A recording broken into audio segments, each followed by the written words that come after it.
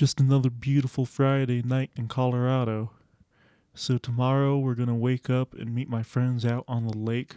This campsite is about 10 minutes away from the lake.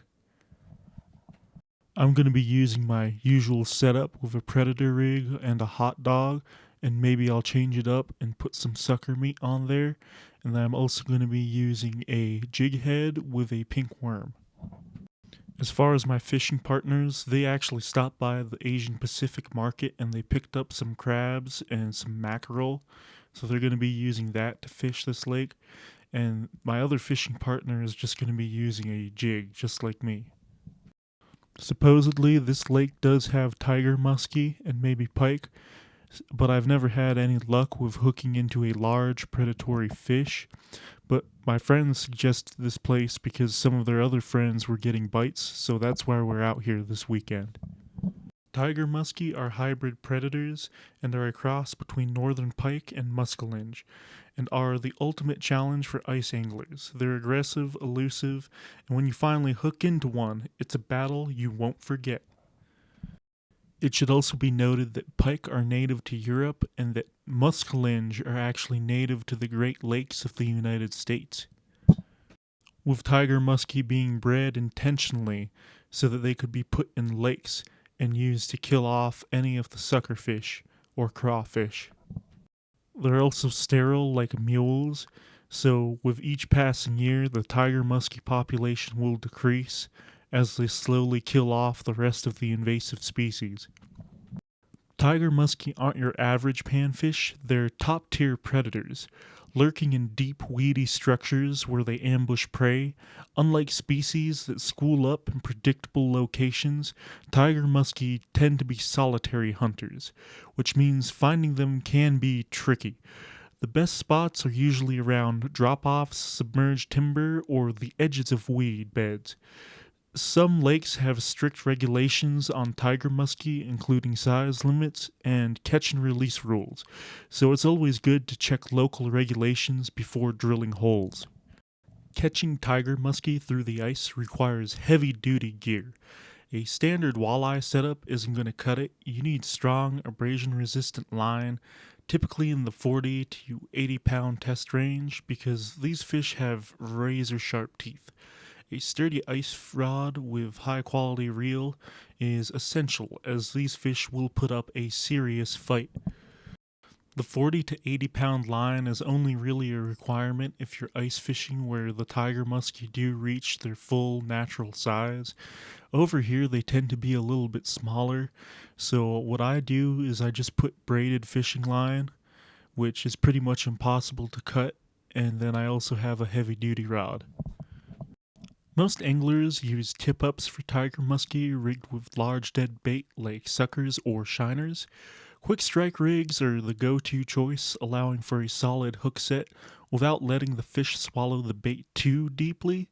Some daring anglers try jigging for them with oversized lures, but it's a patience game.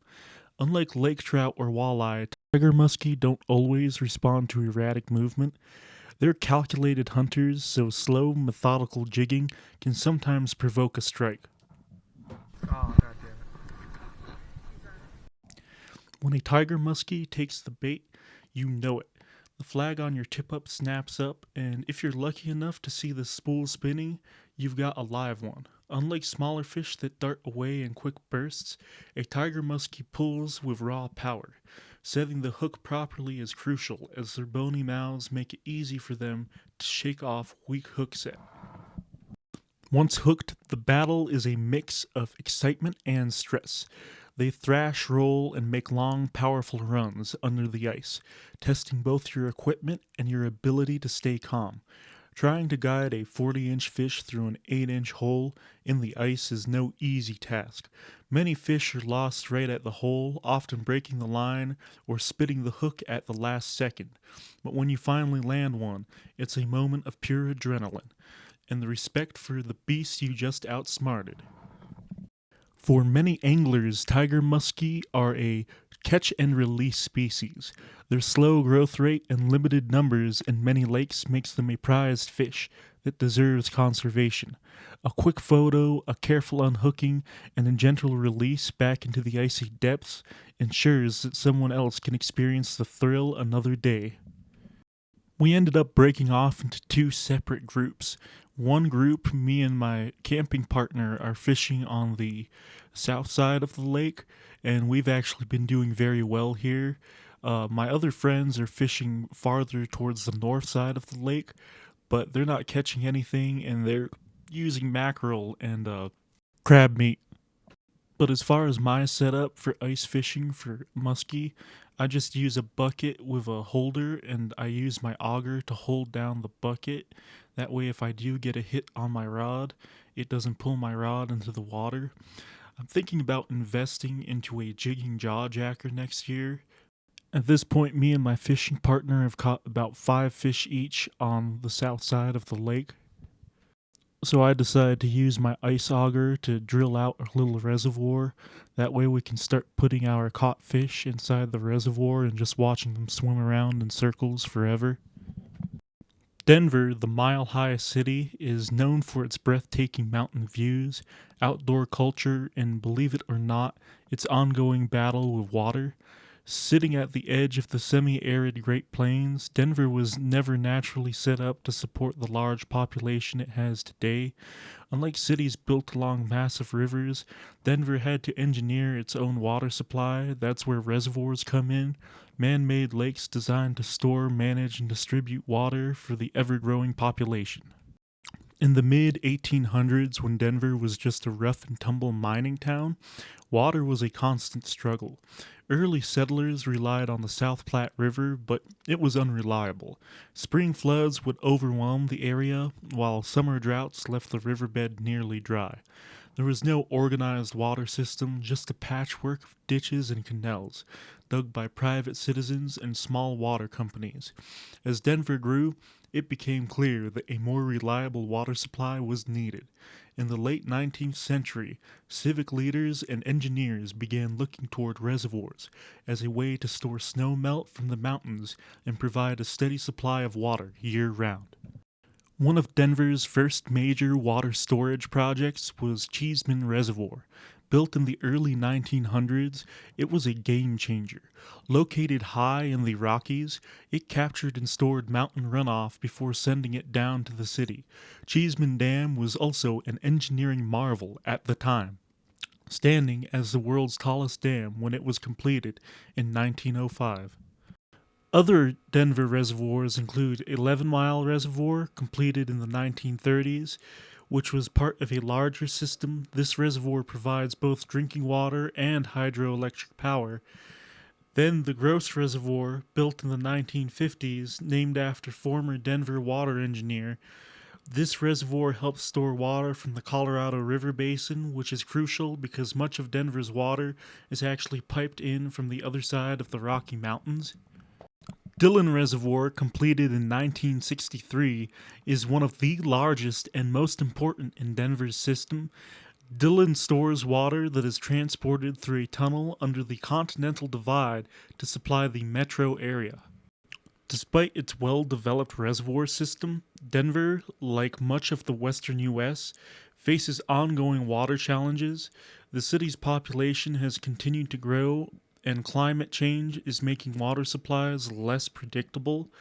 Droughts, legal battles over water rights, and the increasing demands of agriculture and industry make managing Denver's water system a never-ending challenge.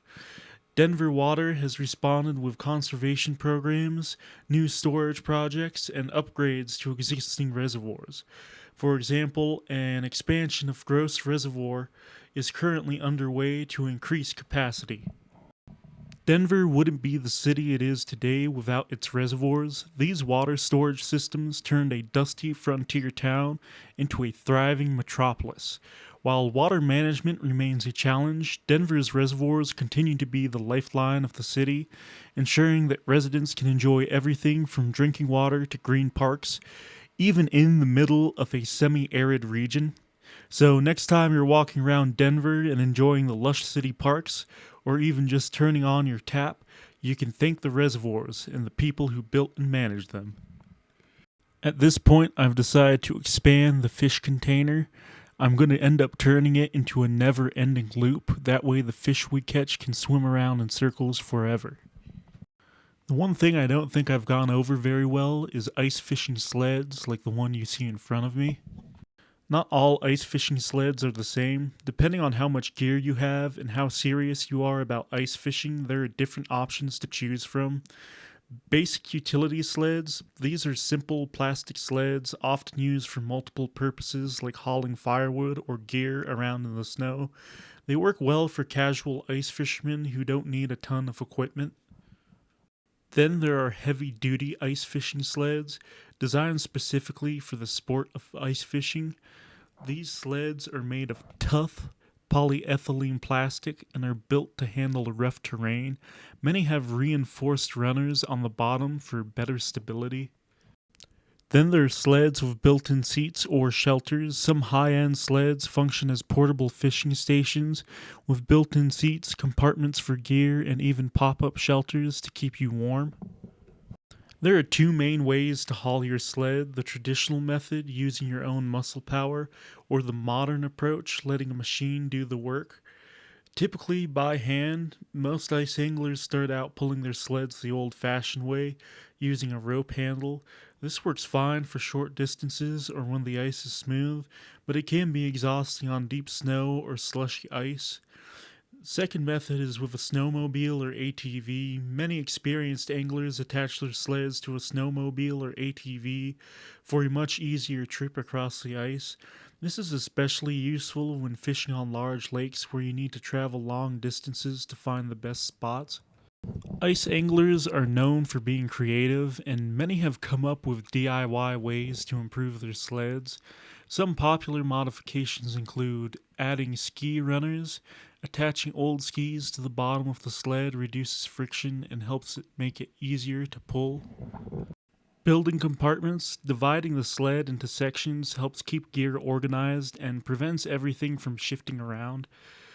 Attaching LED lights. If you fish at night or early in the morning, small LED lights on your sled can make setup and tear down a lot easier. We made a little ice hole to keep our fish and watch them swim around.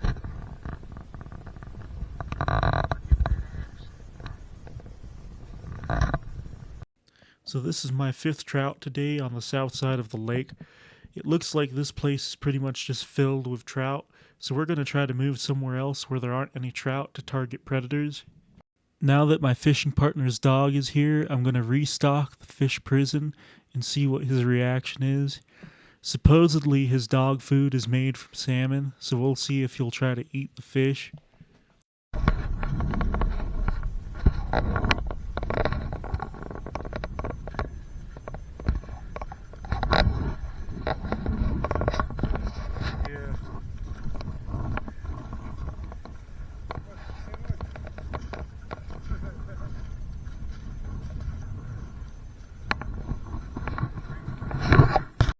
One of my other fishing partners managed to catch this crawfish, so we're going to put him on a predator rig and see how this works out. It's getting kind of cold outside and he's starting to change colors. We also gave him this ruffle as a final meal, which he did accept. So I finally got him rigged up on the predator rig. The water I'm fishing right now, right next to this dam, is about 10 feet, which is ideal for predators. So I'm just going to drop him in and let him sit there for a little bit, and hopefully I can get a hit. We didn't get any tiger muskie today, so we're just going to head back to our camp, but luckily we are staying another night, so hopefully tomorrow will be a better day. It's going to be about 35 degrees tonight, and for dinner we're making steaks.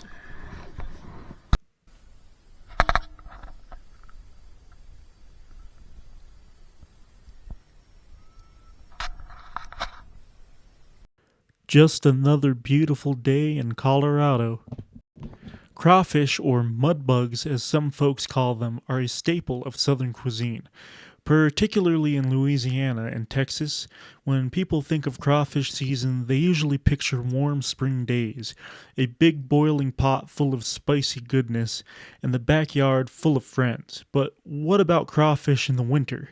Is it possible to enjoy them when the temperature drops? The short answer is yes, but with a few challenges. Crawfish are cold-blooded creatures, which means they don't move around much when the water gets chilly. In the colder months, they bury deep into the mud to stay warm, making them harder to catch since they aren't as active. They also don't eat as much, which means they don't grow as quickly.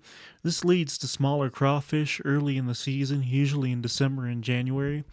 If you've ever gone to a winter boil, you might have heard someone complain, "Man, these crawfish are tiny." That's because they haven't had enough time to fatten up yet. Catching crawfish in the winter takes a little creativity. Unlike in warm months when they can be caught using traps or by hand in shallow water, winter crawfish require a bit more effort. Some ice anglers set small baited traps through ice holes, similar to the way they'd catch minnows. Others get more hands on and use dip nets or even their bare hands to scoop up crawfish from the mud at the bottom of a shallow creek or pond. If you're ice fishing for other species, you might even find crawfish hitching a ride on your bait, especially if you're using worms or cut bait. So why would anyone want to go through the trouble of catching crawfish in the dead of winter? For one, they make excellent bait for ice fishing. Many fish, including bass, trout, and even walleye, love a fresh crawfish snack. Some hardcore anglers swear that using live crawfish under the ice gives them an edge when targeting big fish. But let's not forget the best reason of all, eating them. Sure, winter crawfish might not be smaller than their springtime counterparts, but they still pack plenty of flavor. If you manage to catch enough, you can whip up a small boil right there on the ice. Just imagine sitting by a heater, cracking open some spicy, buttery crawfish while surrounded by a frozen lake. It's not exactly a traditional crawfish boil, but it's definitely a unique experience. I ended up releasing him since we weren't getting any bites, and he seems to be doing alright. He is a crustacean, so crustaceans are fairly tough. But anyways, I'll see you guys later.